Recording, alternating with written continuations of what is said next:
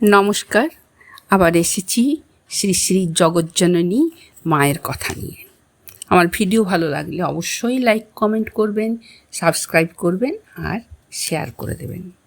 মায়ের পূজার উপকরণ, মা পুজো কীভাবে করতেন সেই কথাই আজকে বলা হবে।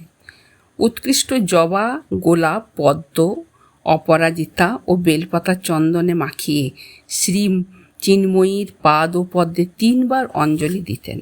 হাঁটু গেড়ে বসে রেকাবিতে রাখা ছোট্ট একটি নৈবেদ্য নিয়ে তার সামনে রাখা হলো। মার চোখ তখন আধবোজা, তিনি ভাবাবিষ্ট। আমারও কথা বলার সামর্থ্য ছিল না।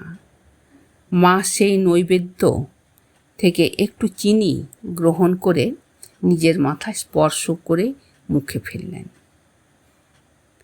আমি প্রণত হয়ে তার শ্রীপাদ ও পদ্ম অশ্রুসিক্ত করলাম। তখন তিনি তার কোমল বা হাত মাথায় আমার রেখে আশীর্বাদ করলেন। সপ্তমীর পুজো সমাপ্ত হলে স্ত্রী ভক্তদের নিয়ে তিনি আবার চণ্ডী মণ্ডপে আসেন।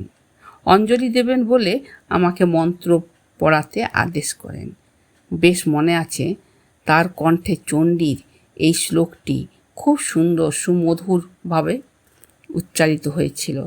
ওং জয়ন্তী মঙ্গলা ভদ্রকালী কপালিনী দুর্গা শিবা ক্ষমাধাত্রী সাহা সদা নমস্তুতে। এই মন্ত্র শুনে আমি মুগ্ধ হয়ে গেছিলাম।